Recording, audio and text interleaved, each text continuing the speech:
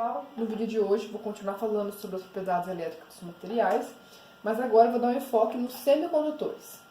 Bom, os semicondutores eles não possuem tão elevada condutividade quanto aquelas dos metais, como a gente tinha visto anteriormente. Tá? Então, em termos de condutividade, a gente pode dizer que a condutividade dos metais é maior que a condutividade dos nossos semicondutores, que é maior que a condutividade dos polímeros, tá certo? Então ele tem uma condutividade aí intermediária, mas possui características elétricas que os tornam especialmente úteis, principalmente no que diz respeito a componentes eletrônicos. Eles são usados em muitos sensores, diodos, transistores, entre outros. Então, a gente tem dois tipos de semicondutores, que são os intrínsecos e os extrínsecos, tá certo? Sendo que dentro dos extrínsecos a gente vai ter os tipo N e os tipo P. Tudo isso eu vou estar esclarecendo aqui nesse vídeo. E então, basicamente, os intrínsecos são aqueles dos quais o comportamento elétrico ele é baseado na estrutura eletrônica inerente ao material puro, tá certo? Material puro. Já os extrínsecos, eles possuem as características elétricas ditadas pelos átomos de impurezas. Então, vamos lá entender melhor como é feita essa classificação. Bom, semicondutores intrínsecos, eles são encontrados na natureza na sua forma mais pura e eles são caracterizados por essa estrutura de banda. Então, a gente vai ter uma banda de valência completamente preenchida, separada de uma banda de condução através desse espaçamento aqui, por esse espaçamento, que é relativamente estreito, que no caso dos semicondutores, esse espaçamento aqui é em torno de 2 elétronvolt.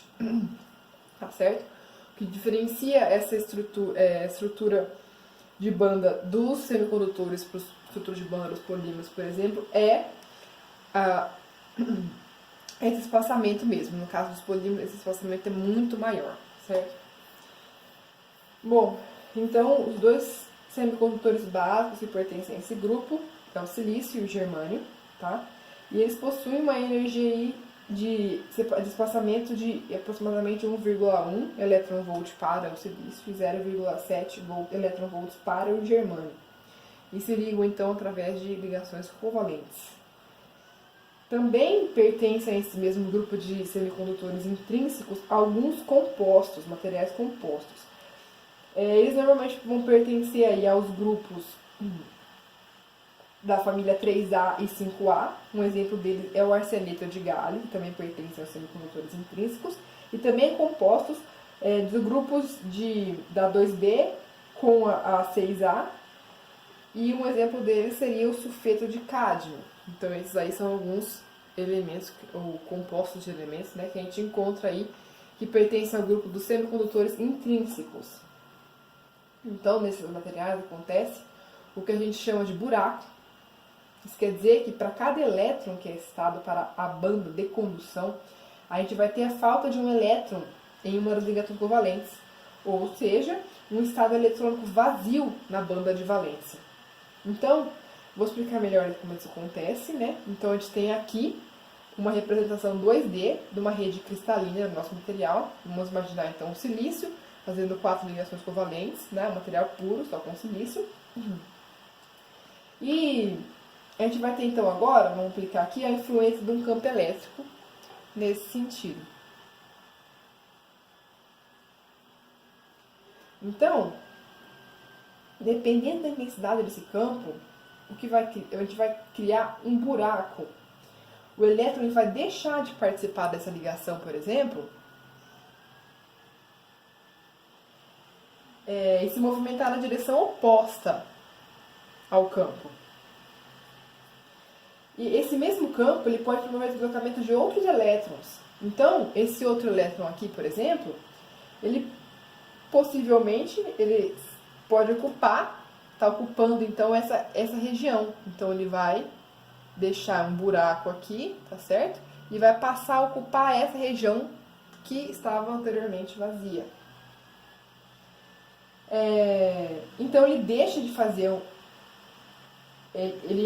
ao fazer essa ligação, ele deixa um buraco, né, onde ele estava anteriormente, que é aqui, né, vê que aqui tem um buraco. Assim, então, o elétron ele vai se deslocando em direção oposta ao campo, enquanto os buracos eles vão se deslocando em direção no sentido do campo elétrico, tá certo? Então, uma vez que existem dois tipos de provedores de carga, a gente vai considerar então os elétrons e os buracos, os elétrons livres e os buracos, né?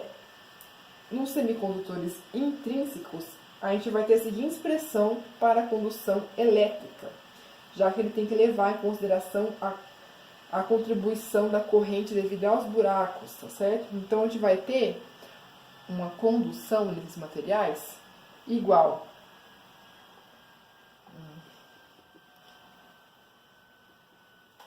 a N, sendo N o número de elétrons livres, tá certo? Esse E aqui é a magnitude da carga de um elétron, multiplicado por μe, que ele é a mobilidade, significa a mobilidade dos elétrons, tá certo? Mais P, que é o número de buracos por metro cúbico, multiplicado também aqui pelo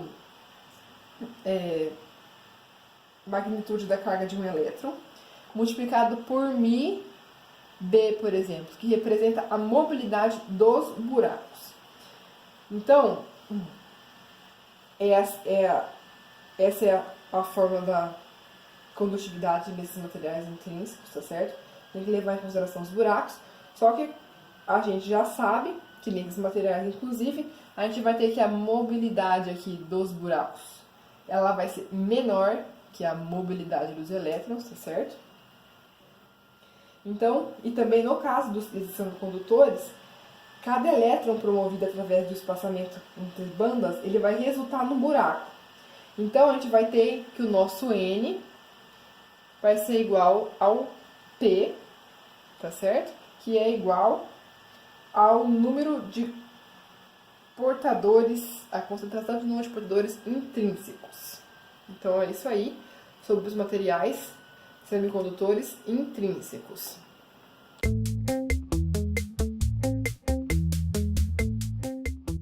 Vamos agora então aos semicondutores extrínsecos, tá bom?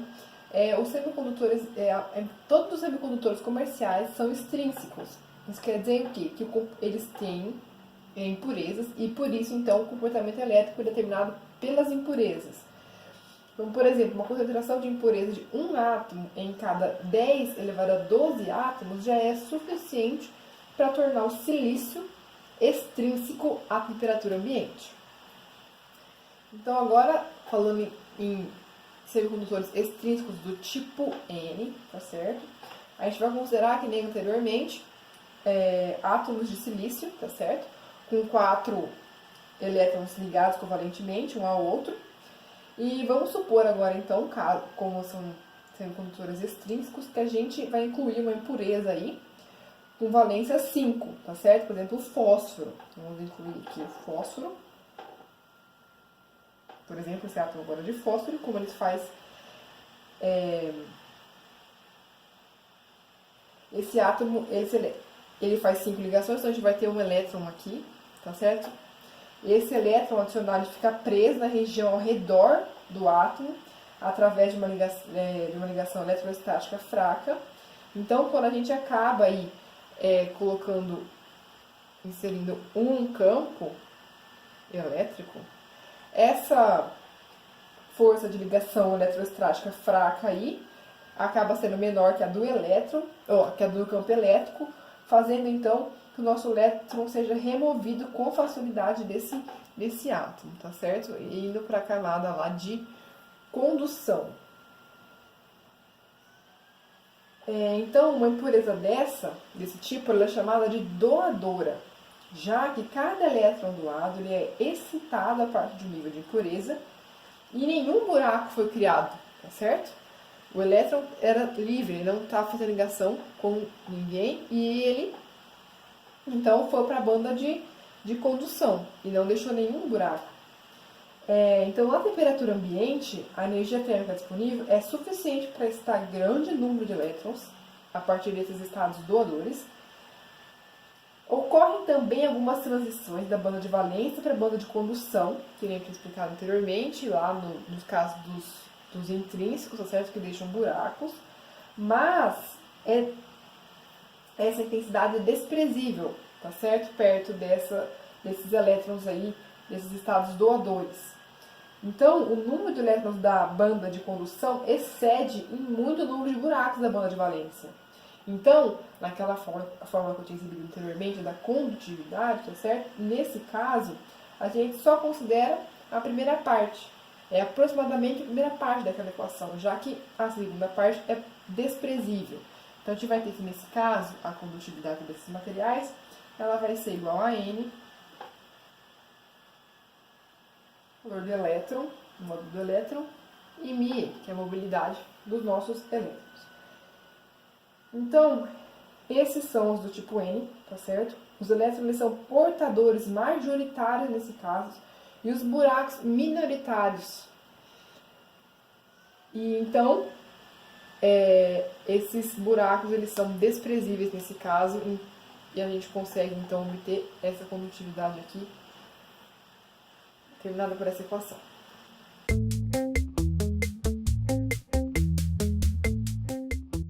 Então, aos semicondutores extrínsecos tipo P, tá certo?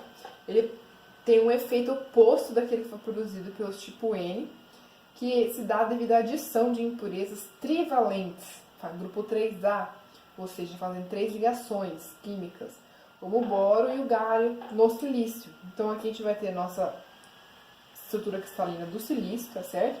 A gente vai adicionar aí uma impureza, por exemplo, boro, que faz ligação trivalente, tá certo? Então, uma das ligações covalentes ao redor desse átomo vai ficar deficiente de um elétron e a gente pode interpretar essa deficiência como um buraco que se encontra fracamente ligado ao átomo da impureza. Então, quando a gente vai aplicar aqui, então, um campo elétrico, nessa direção, tá certo? Aqui,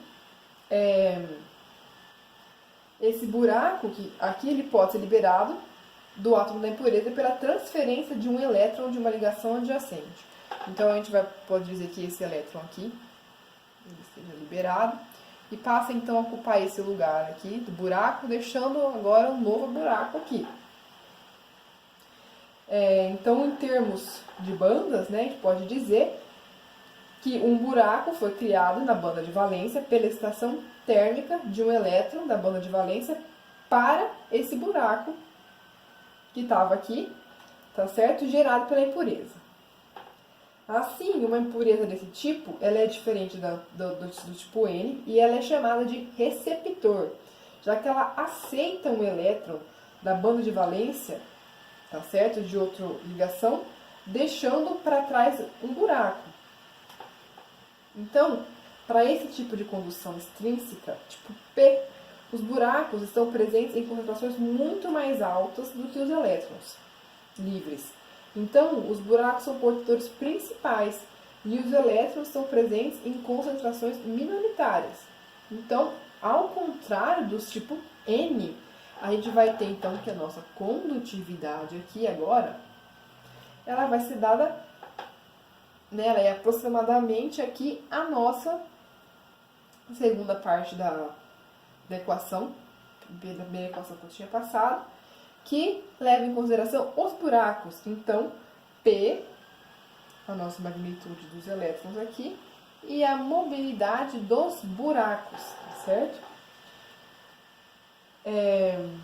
Então, essa é a diferença, tá certo? Do tipo P do tipo N, ambos extrínsecos, tá certo? Vai depender aí da impureza que foi colocada no material. E todos os semicondutores extrínsecos, tanto o tipo P quanto o tipo N, eles são produzidos a partir de materiais inicialmente puros, tá certo? Como estava aqui, uma estrutura de silício. E através de concentrações controladas de doadores e receptores específicos são adicionados intencionalmente nessas nossas estruturas, através de diversas técnicas, principalmente quando se trata de semicondutor, através da dopagem, tá certo? Que é que a gente faz essas ligas aqui e adiciona essas impurezas nos semicondutores. Era isso que eu queria passar nesse vídeo, eu queria mostrar aí a importância dos semicondutores e como é que eles funcionam. Falei um pouco então da classificação deles, que são entre intrínsecos e extrínsecos, sendo que a principal diferença aí é a existência da impureza. E dentro dos extrínsecos a gente vai ter os tipo N e os tipo P, sendo que a principal diferença é o tipo da impureza, tá certo? No tipo N, a nossa impureza faz 5 ligações, sendo que no tipo P, a nossa impureza faz 3 ligações, tá certo? Então, tendo um funcionamento diferente e, com isso, também uma condutividade diferente, tá certo? No caso dos semicondutores, então, o que é importante a gente saber é essa classificação e o funcionamento desses buracos, né, que acabam acontecendo nesses materiais. Então, eles são muito importantes também, como eu já tinha falado, eles são utilizados muito nos componentes eletrônicos, tá certo? Então é isso, espero que vocês gostem e até a próxima.